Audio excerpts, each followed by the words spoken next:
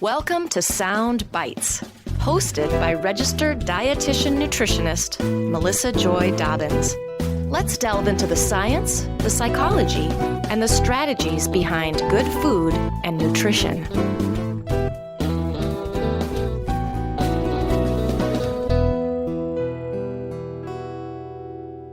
Hello and welcome to the Sound Bites podcast. Today's episode is about plant-based eating. We will discuss different phrases and definitions from plant-based to plant-forward and everything in between, and clear up some confusion about some of these terms and share some of the latest research about plant-based diets and the importance of leveraging plants in the diet beyond produce. I'm especially excited to dig into how anyone can enjoy a plant-centered lifestyle with or without meat. Now, this episode is sponsored by the California Walnut Commission, and we thank them for their sponsorship and support of the podcast. My guest today is Dr. Wendy Bazilian. She holds a doctorate in public health and nutrition, is a registered dietitian nutritionist, and an American College of Sports Medicine certified exercise physiologist. She is a writer, educator, food enthusiast, and an award-winning journalist who maintains a busy private practice in San Diego with individuals from CEOs, artists, actors to professional athletes, parents, and children seeking to improve their nutrition, fitness, and health. She is the author of several books and contributed to many others. And her business and personal mantra is eat well, move daily, be healthy. Welcome to the show, Dr. Wendy Bazilian. Oh, thanks, Melissa. It's so nice to be back with you again on your show. It's always such a pleasure, and you always initiate such interesting conversations that we walk down together. Yeah, you were on the show a few months ago, and I'm thrilled to have you back. It's always fun talking with you as well. And I'm really excited about this topic because it's kind of one of those topics where it might seem sort of basic, plant-based. We hear this term, blah, blah, blah. But there's some really interesting research and insights that you bring to this topic that I am so excited to dig into. And also want everybody listening to know that we are submitting this episode to the Commission on Dietetic Registration for continuing education credits for dietitians, diet technicians, and diabetes educators. So of course, Wendy, if people are not familiar with you and haven't heard you on the podcast before, I would love for you to share more about your background and the work that you do, and specifically with regard to the topic today, how you got interested in the topic of plant-based eating. I mean, I know that's really central to a lot of the work you do.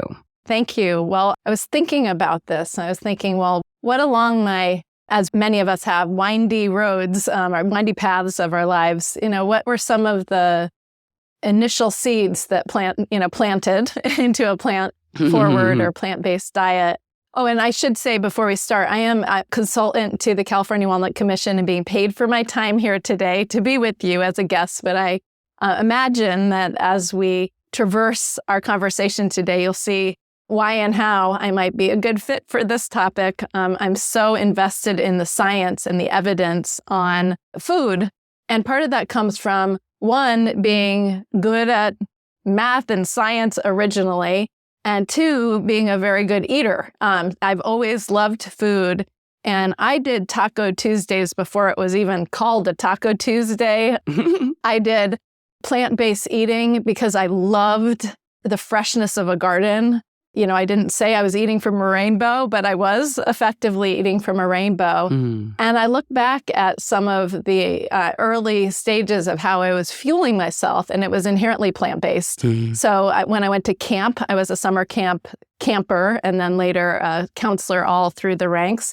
I would always ask for at the time you called it vegetarian, and it was because I wanted the plants on the plate.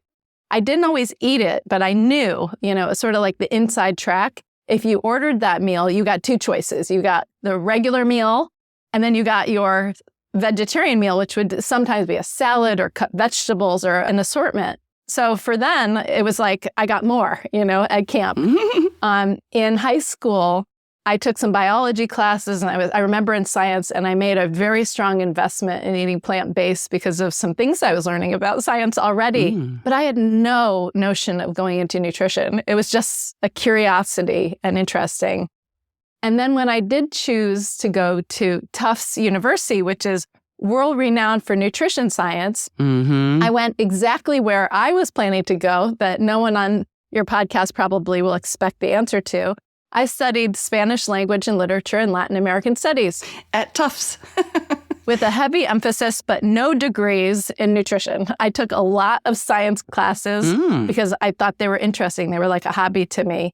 And honest to goodness, aside from the academics and the diversity of cultures that were there up in Boston area during Tufts, Jean Mayer was the president of Tufts University at the time, and he had advised a lot of administrations previous to him and ongoing on nutrition policy. So for those who know about Jean Mayer, it's another fascinating story we don't have time for.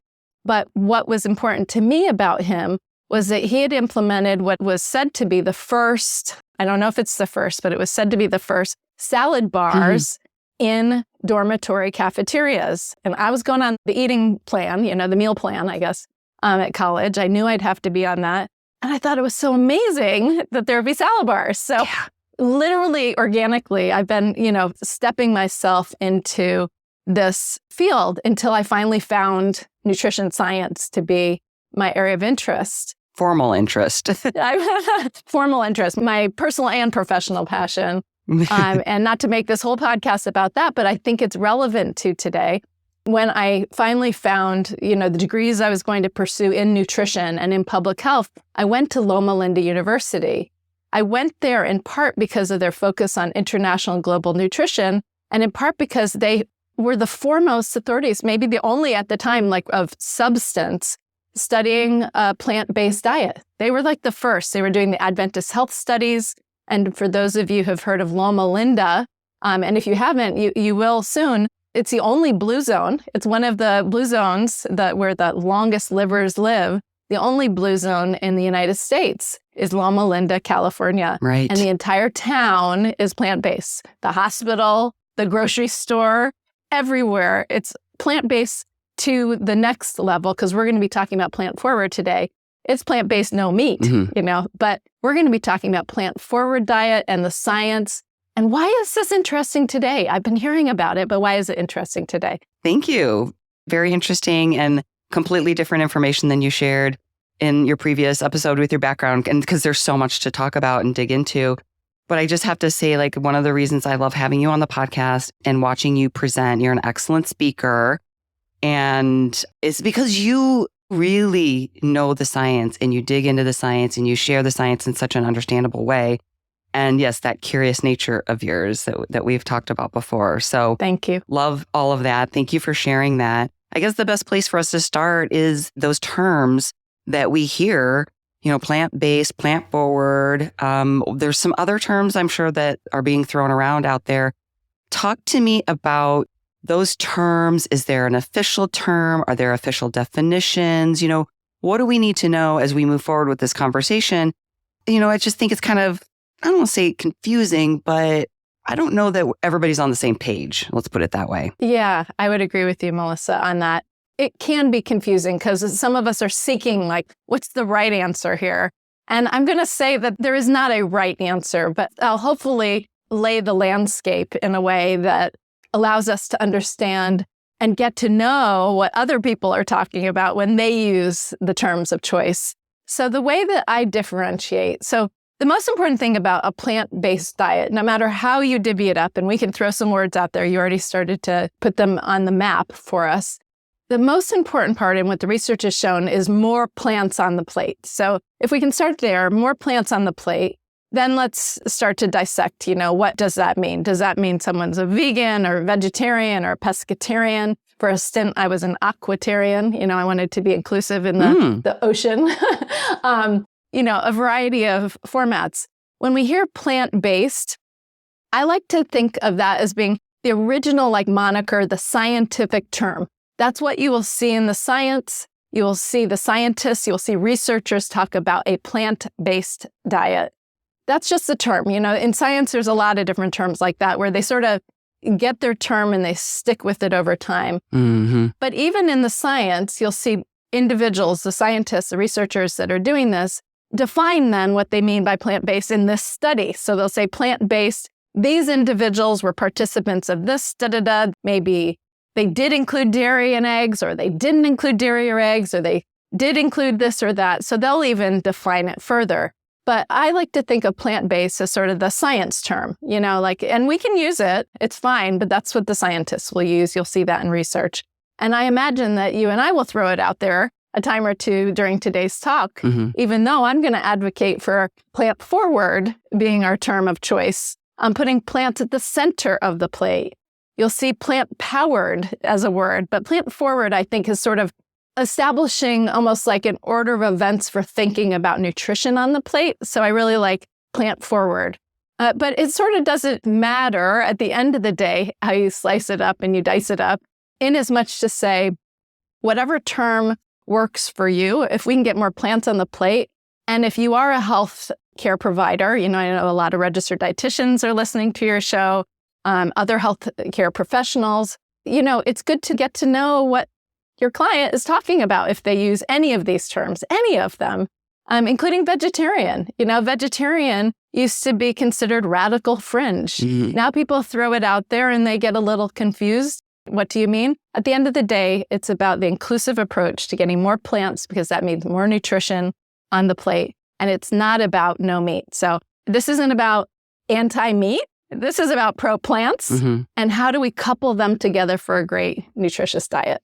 Yeah, I love that. I think that's a phrase that I've heard you use before, and I think it's really powerful. And like you said, at the end of the day, if you're working with a patient and they talk about plant-based or you're talking about plant-based, it's really important to figure out, well, what does that mean to them or what does that look like for them? And it could be very unique to each person and sort of kind of getting past that, I don't want to say label, but that just scratches the surface. Then you got to dig down and, like you said, it's flexible and versatile. So there's something for everyone in that. So that's very helpful in that science and research tends to use that plant-based term, but then each one is defining what that means for that particular study. I love that. Yeah. I might just add, there was a major epidemiological study back in 2002 that studied, I think it was 60,000 plus women.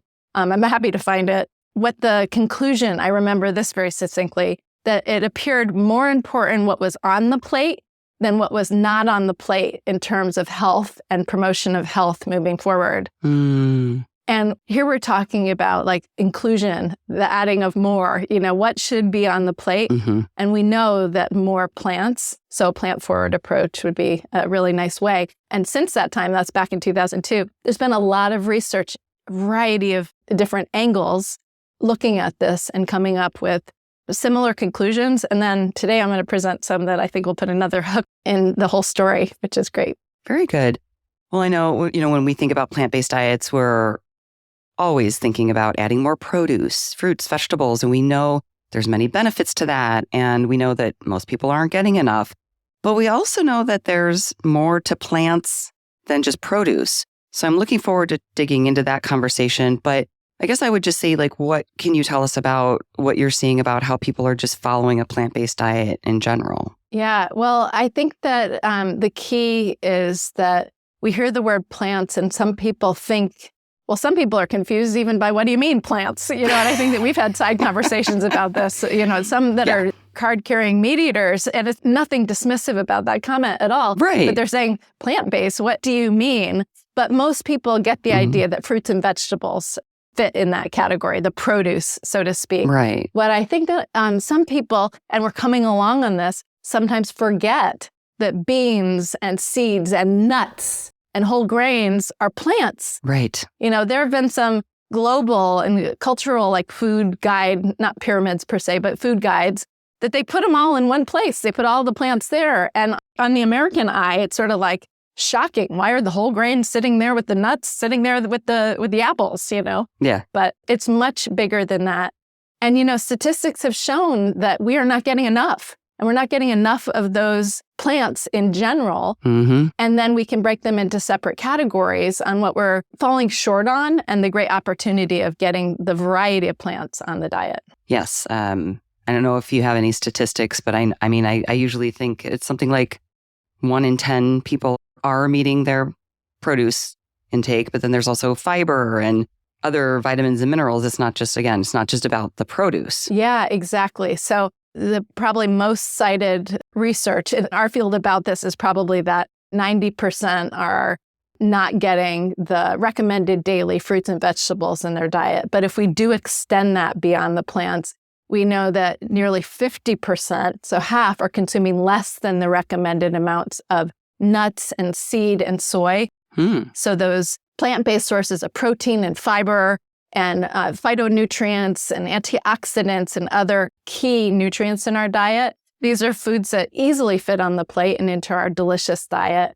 And then if we look at the nutrients of concern, consistent with the dietary guidelines for Americans, we know that 5% of us are meeting the fiber recommendation as one big telltale. It's 5%, I mean, that's shocking to me. Right. And where can we find those beyond the produce section, or, within the produce section and beyond the produce section as well? Yeah, absolutely. Great opportunity for talking about plants beyond produce with the fiber. I mean, yes, we get fiber from produce, but other places as well. And yeah, we hear plant-based and we hear plant-based proteins or plant proteins, but I think it's just exciting to think about, let's take a step back and look at all of those plants.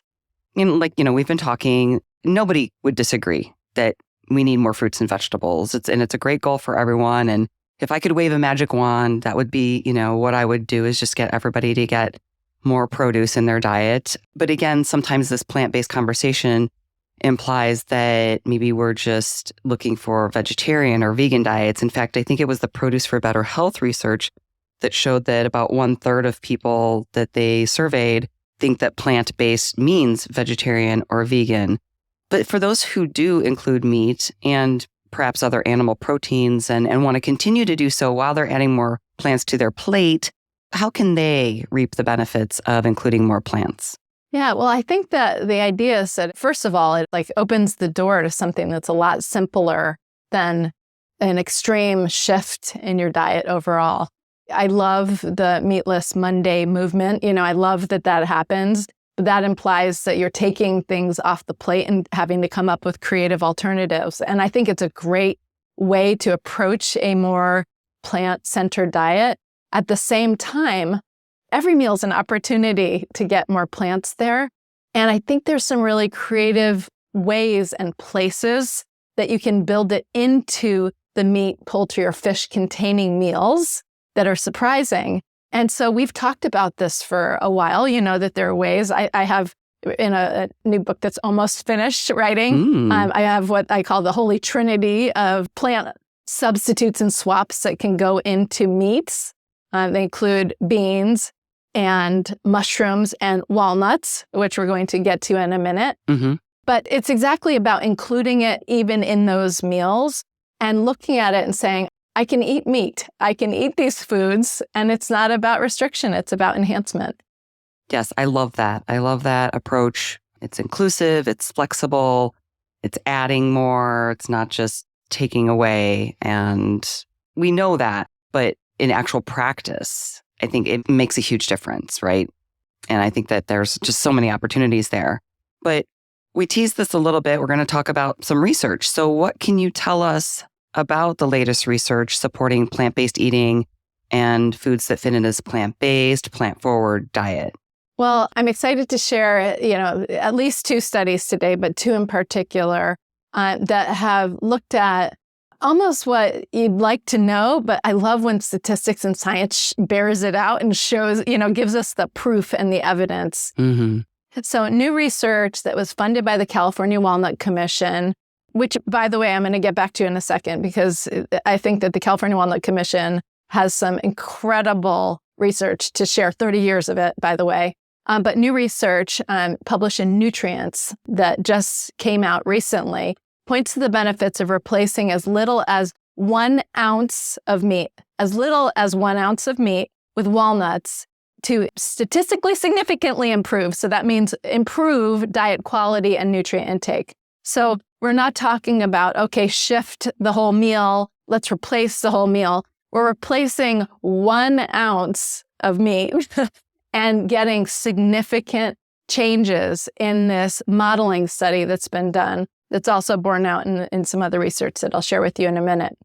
So this study is funded by the California Walnut Commission, independent of all the methods and research out there, research conclusions, of course, how all that always happens. Mm-hmm. But I do want to mention them because they've not only been supporting, but following the research for well over 30 years that has really painted a picture and allowed university researchers and institutions around the globe to do independent, powerful research looking at the nutrients and the health potential of walnuts in the diet and other associated foods. So they've done a lot, in the field of Mediterranean diet and whatnot in a variety of areas. So this particular study looked at a huge data set from the NHANES survey, that's the National Health and Nutrition Survey, over several years. And they modeled replacing 1/2 ounce, 1 ounce, 1.5 ounces, and 2 ounces. And so people, might be glossing over it. What does that mean, Wendy? That means replacing 7 walnuts, 14 walnuts, 21 walnuts, and 28 walnuts, respectively, per day, replacing 1, 2, 3, or 4 ounces of meat in the diet. So this wasn't a true intervention. This was a modeling study looking at impact and potential impact on diet quality overall. What they found in replacing these different levels was that with a partial replacement as little as 1 ounce, they found improved overall diet quality, increased intake of the essential fat, the plant omega-3, that ALA that we talk about, increased nutrients like fiber, magnesium, and copper, a decreased intake of cholesterol. That's no surprise there, but statistically significant because we're reducing the meat by 1 ounce a day. Keep in mind, this is what's shocking. And slightly decreased vitamin B12, which I mentioned because vitamin B12 is typically found in animal foods, but the levels that were consumed by a partial replacement were still above the recommended levels for the day. So people weren't, suffering deficiencies from this, but it was, this is science. It reports what it reports. Mm-hmm. So it's a really exciting study that sort of bears evidence to the fact that small things make a big difference. We've been saying this. Melissa, I've heard you say this many times. We say this. Mm-hmm. Small steps, small changes make a big difference. And this is one good example in this study. Okay. Yeah. Just a quick question for listeners who may not be familiar with modeling studies. You said this is not a randomized control trial. This is epidemiology, right? So can you explain a little bit more? Like it's observational, but they're pulling data. I don't want to say it wrong. So you go ahead. Yeah, well, we'll keep it simple. So, I don't want, the data modeling experts coming after me either. But for the purpose of today, Right. The researchers looked at NHANES survey data. So survey information that was already available, which is typically 24-hour recalls on diet. Every study has its limitations. So it's important to mention that every study type has limitations, and every study type, if done well, contributes to the field of science in some way. So the science it's a modeling estimations study of very carefully calculated data on taking a look at these data sets, running them through with the expertise of humans, running them through modeling and statistical analysis to come out with these findings. So it's one form of study that sets a stage for the need really for more to be done and to contribute. So the idea being that we want to see this in humans, in a human trial, but it's so expensive to do randomized controlled trials. And you have to have proof of concept first. And this is very promising, showing, there's no harm in trying this, right? That's the other thing. Like this is something you can take to your kitchen and try out to see for yourself. Yes. And we're going to talk about some of those specifics, but I appreciate you explaining that further just for everybody listening and myself. Sometimes it never hurts to have a little refresher. So just another quick question. When you're talking about this replacing 1/2, 1 ounce, 1.5 ounces per day, is that 7 days a week or? Well, it was a per day. So the research looked at on a daily basis. So, I don't want to make generalizations beyond that. That's just sort of how the researchers pointed out that it would be on a daily basis, but I would have to get with the researchers to ask them specifically. But yes, a week has 7 days. So I would presume that it's on a daily basis on average, See how I did the math there? Yeah, but so the research itself looks at the daily basis. Yeah, daily basis. Okay. So let's talk more about, I agree. When I read through this, I'm like, that is a small change and they are significant results and exciting. So let's talk more about what is it about walnuts that contributes to this? Talk about the dietary package, if you will. Yeah, I'd like to call it, a few different things I like to call walnuts. I'd like to call them the groovy nut. That doesn't have to do with their nutrition per se, except that I think that they're kind of have been cool on their own. But the nutrient, I call it the matrix, and that's what increasingly in our field, we look at the matrix, the food matrix. What are the composition of nutrients that make up that food so that it looks like it, smells like it, tastes like it, and has the nutrients like it? And increasingly, we're also seeing that they work together, that matrix has, certain operating properties that has almost like its own metabolic footprint, so to speak. And metabolomics is coming at you strong, which is another field of nutrition, which is fascinating unto itself. So story for another day. Okay, new word for me. I love it. Let's talk matrix of a walnut. Why do we love walnuts nutrient-wise? And we can talk flavor and all the other ways. Well, it's an excellent source of that plant-based, essential plant-based ALA or omega-3. It's the only nut among all the wonderful nuts that is an excellent source of that plant-based ALA. And I mention that because all nuts have their unique characteristics, and then they have some overlay, on where they operate and, similar. They may have a slightly different this or that. But the walnut is the one that gets all the attention for the alpha-linolenic acid because that's the one that has the excellent source. Mm-hmm. It also has a multitude of phytochemicals, antioxidants that have shown to be very high. It has a notable amount of plant protein. It has 4 grams per ounce. So 4 grams compared to 25 grams and 3 ounces of chicken doesn't sound like a lot, but it contributes. And if you look at the additive properties of plant proteins over the course of the day, in tandem with anything that you might be eating, egg, dairy, poultry, fish, meat, it really adds up. So some people are surprised to know it has a plant protein. And walnuts are also a source of fiber, that nutrient concern that we were talking about, providing 2 grams per ounce. Mm-hmm. It's also a good source of magnesium. And people are increasingly hearing about magnesium for muscle recovery, for sleep, a mineral that helps with sleep, with restless legs. People anecdotally, and even a little science supports it for restless leg syndrome and that kind of thing, the contraction and in our body as well. So those are a few standouts there. Even a number of antioxidants have been shown to have some interesting functionality in walnuts.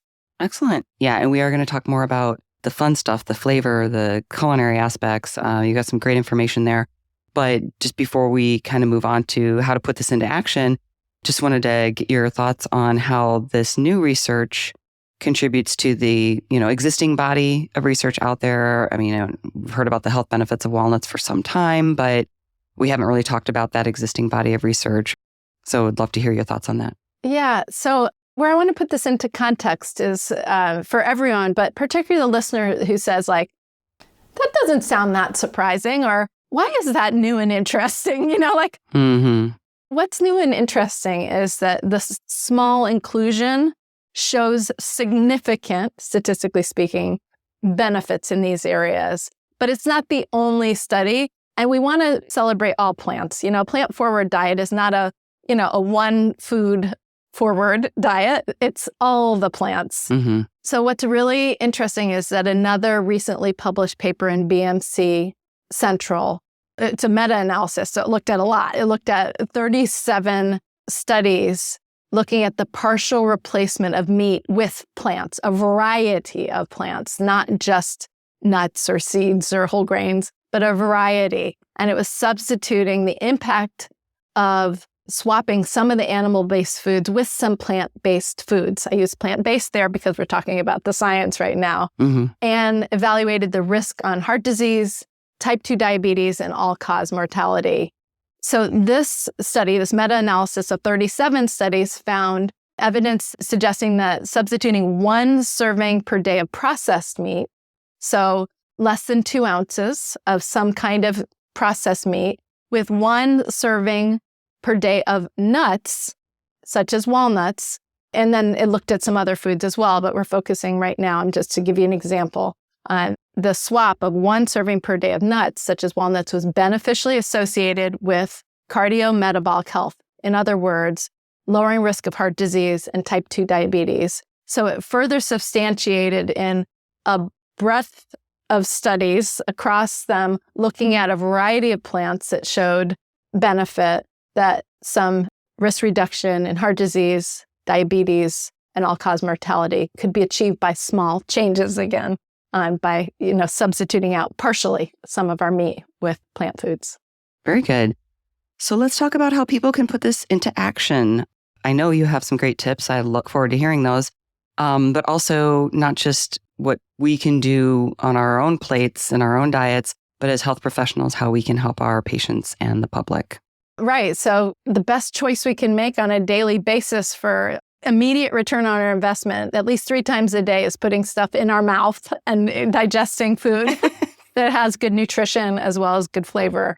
So, we can talk about this today, and you might go and try it. Your listeners might go and try something or, recommend it. But if it doesn't taste good again and again or reap the rewards that we're seeking, we might not return to do it. So I always start there. Like, we've got to love what we're eating, and we get at least 3 opportunities a day and snacks if you add it that way. So I love the personality of walnuts, so I want to talk about this research. How do we substitute or swap in for that 1 ounce or 2 ounces or 3 ounces on a daily basis? So I mentioned before, I call them the groovy nut. They're groovy because they've got grooves, right? Right. So they're groovy, and they've got a crunch that can be made crunchier by toasting them. So we could talk about that if you want. And they've got actually a softness or a meatiness that can be made even chewier by either soaking or marinating or grinding them up. So there's a lot of things that we can do if you start thinking there. And walnuts go equally well sweet, which may be more traditional American diet style, baked goods and whatnot, and on salads and toppings and snack foods. But they can go savory very, very well and have been used around the globe for a long time into savory food. So they're groovy, they're versatile, they take on flavor. The grooves increases surface area. So I love using like herbs and spices with them. So how do we do this when we're trying to work this plant-forward diet approach? The most obvious, wonderful way, and then I'm going to give you lots of others, is making like a taco meat that is either part meat and part ground walnuts and all kinds of spices that make it like taco meat, a chorizo, so to speak, or a taco meat. That's probably the easiest way. You grind them together. They sort of resemble each other. You'd be hard-pressed to have anyone reject that if they like ground meat, taco meat, for a bowl or a burrito or any kind of thing like that. That was like a real shoo-in for adding walnuts and substituting part of the meat is in a ground meat. It sounds easy to start. Yeah, easy. Yeah, and I've forwarded to you, and so hopefully you'll have posted in your show notes the anatomy of a grain bowl, which is this handout that I developed that is talking about, the crazy trend that is our grain bowls these days. But it has a walnut chorizo recipe on this anatomy of a grain bowl. And it gives you sort of a puzzle to put together to make your own grain bowl however you wish. Oh, I love that. So it might have, a variety of protein sources and some more plants from fruits and vegetables and herbs and spices and all kinds of good stuff on it. So you'll have that. So that one's one shoo-in. It's like where you'd find ground beef or ground turkey, chop in some walnuts. That's super easy. Some other places are making meatballs or making meatloaf, that you can very quickly change the recipe without anyone noticing, except for good things, frankly, and boost the nutrition. A quarter swap, like a quarter, take however much ground beef and swap out a quarter to a third to even as much as a half. And if you want to go all plant-based, there are ways and recipes to go all the way to vegan, but you don't have to. So you can swap in just a little and change up the recipe just a little bit there. Mm-hmm. Do you have some favorite ways? I've got more to share there, but curious if you've done some things. I'm not the culinary expert here. I will tell you that I tried a new recipe last night. It was just a pasta with some spinach, and it called for like chopped nuts. And so I tried that and I thought, oh, this would go great with salmon. So I made some salmon to go with it. But yeah, just even something as simple as that. It's not a typical recipe. It was a new recipe that I tried, but just, yeah, like mixing all that with the pasta and the spinach and the nuts. And I think there was capers or something. Oh, delicious. And yeah, just mixing that together was simple, right? Yeah. I mean, let's keep it simple. Let's think of them as they're friends to stir fries. So whether you're making a stir fry with, a chicken stir fry or beef stir fry, or you're making fajitas, I'm translating across different cultural eating patterns here, but anything that you're going to throw into the saute pan, you can use walnuts. They cook really well also.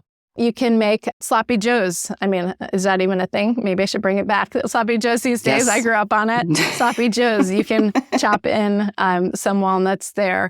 Or stuffed peppers, another kind of classic go-to that you can prep in advance. You can do stuffed bell peppers. And the thing that I love about, some of these feel-good comfort foods is that you literally in your brain can be like, I'm actually boosting the nutrition here too. I mean, it's not on the sly, but it's sort of like amazing that what you're doing is just creating a bump up while you're doing some of the substitution and swapping in. You can go a multitude of ways. Walnuts pair really nicely with sweet potatoes. And there's a recipe on the Walnuts.org site about a falafel that has walnuts chopped into it. Because they can be chopped and because their texture can change and because they can either be chewy or crunchy depending, they have a versatility that I think has been underexplored, but hopefully it will change. Yeah, and I'm a huge fan of not crunchy, but that range from chewy to crunchy and just that texture. I just love having that, whether it's in a salad or just anything. I'm always craving that. So that's a great benefit just from the flavor's great, the nutrition's great, but then there's the texture aspect. Yeah. Sometimes it's about a uniform texture. So I've learned from some great chefs. Sometimes you want a uniform texture. So you want to chop to the smallest particle size. So if you're like making a grain salad with vegetables, you chop them down, on purpose sometimes so that it's all consistent across. And other times you do it on purpose to have contrast. So that you have big and small, like crunchy and smooth. And playing with that really impacts what I'm hearing, impacts the experience. Right. Yeah. Like with the stir fry, I can imagine that like you've got maybe, some chicken or something, and that's a little, mouthfeel to that. And then you've got the stir fried vegetables, but then with the nuts, it's a different kind of crunch to it, Yeah. And it picks up flavor. I mean, the amazing thing I feel like is walnuts are far from a one-trick pony, but, like I've just described, but they actually pull in flavor or they attach to the grooves in an interesting way. It holds on to it. Yeah. So you get it into a stir fry and it will take on a characteristic of the flavors of that stir fry, or you get it into a meatloaf and it takes that on, or you get it into this chorizo. This is actually a totally plant-based. It's all plants, the chorizo, but you can certainly add meat to it. It takes on all the spices. It has beans in it also. So you're getting plant forward in a variety of ways by making delicious tweaks to your diet. Excellent. Yeah, I'll definitely include the Harvest Grain Bowl. Is that what it's called? The Harvest Grain Bowl? Mm-hmm. Handout. I love resources like that kind of gives you the roadmap, and then you pick, okay, well, what kind of beans do I want to use? What kind of, grain do I want to use, and so on. Yeah. It's like mix and match, if you grew up, or choose your own adventure, whatever. Yeah. I love that. So as we're wrapping up, let's do like a recap, the bottom line takeaway for our listeners. Of course, as you said, we've got health professionals listening, we've got the general public listening, and all of us we just eat. So kind of a recap and some takeaways for our listeners from the research to the recipes. Okay. I would start with the word. You can call it plant-based or plant-forward. The idea is that you get the plants front and center, and that they have the value of coming into this dietary eating pattern. When you're reading the science, you will hear plant-based though. But plant-forward is, I think, just so much friendlier. It's like plant-friendly, so it really articulates what should be on the plate. And that we know that replacing, from this most recent research, that replacing just 1 to 1.5 ounces of meat, so a very small shift, replacing that, which is less than a small burger. 3 ounces is a small one. You can't even find that, but that's what they say is a standard. But less than half of a 3-ounce serving of meat with walnuts may improve diet quality overall, some of those nutrients that I talked about, and make improvements on your diet. And then to do that broadly across the diet, we see that plants in general, if you incorporate them where meat was or is in your diet, and that you don't have to replace all of it to get those benefits. And then the other one I just want to underscore is that, walnuts have that versatility. They're slam dunk nutrition. So, I always start with that. Like, why are we talking about the food? I'm like you, a registered dietitian nutritionist. We like it because it's high in nutrition already. But the recipes that include them on their own or in a substitution to meat, they have a unique personality, I think, because they can kind of be chameleon-like into some of our meals or complement in a crunch or a chew like we were talking about, so that it provides the benefits. But at the end of the day, why do we eat? Because it tastes good. Exactly. So then we'll have that. So it's a really nice practical option in making these partial substitutions into our meat-friendly, also, fish-friendly, poultry-friendly diet as well. So plant-forward is not anti-meat. It is pro-plants. Love it. It's not anti-meat, it's pro-plants. I love that. And I keep my walnuts in the freezer. Is that a good option? Is that what you recommend? You can certainly store them in the freezer as you're doing, Melissa, but you can also go between uses in the refrigerator as long as it's an airtight container. If you store them in there, then they're easy access. They're in your line of sight and you can pull them out for whatever you need. Okay. And they can come right out of the freezer because they have a nice high fat content. They don't freeze solid, low water content. So you can take them right out of the freezer if that's your preference. Great. Awesome. So where can people find more about this topic and connect with you online? I'm sure there's some websites and social media handles. And of course, I'll have all of these links in my show notes at soundbitesrd.com. Well, I would encourage them to go see your show notes first and foremost. But if you go to walnuts.org, that's the home to so much research, so many tips that, the 30 years of research I talked about, recipes so that you can start including them in a variety of ways, easily searchable handouts if you're a health professional or just an avid health enthusiast who wants to get some more tips on not only incorporating them in, but why they matter, then walnuts.org is the place to go. And I can be found in a variety of places, but, I have a website too. WendyBazilian.com is my website, and you can get a hold of me there. Okay. You can find me lots of different places, Melissa, and I'm happy to come through friends as well. Excellent. Thank you. Well, I know everybody listening, you're probably on the go. So WendyBazilian.com, walnuts.org. And for some reason, I get a lot of questions. Where are the show notes? They're at soundbitesrd.com. I feel like a broken record. And then the specific links will be, like, if you're searching around on walnuts.org and there's something that we mentioned that you can't find, go to my show notes at soundbitesrd.com. And there's, like Dr. Wendy said, research, recipes, the anatomy of a grain bowl. This is a great resource that we're going to include as well.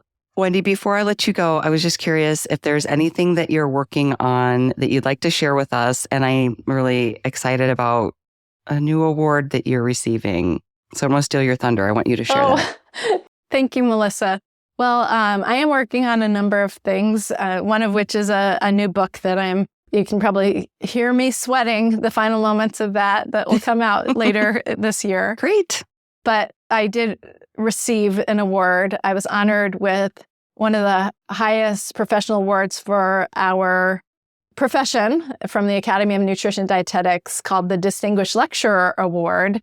for my contribution to our field. And I was invited to deliver a major presentation this year, 2024, in Minneapolis at our Food and Nutrition Conference and Expo. So I am delighted, excited, nervous, and looking forward to seeing a lot of peers, friends, and anyone who's listening. If you want to come, I'll get you a ticket. I'm first in line. I will be there. I am so excited for you. You are so deserving of this award. You're a phenomenal speaker and just so science focused and just so personable and relatable. And so congratulations on that. I look forward to your book. Thank you so much for coming on the show again. This has been a fun conversation, and I hope that everybody listening will put some of this stuff into action.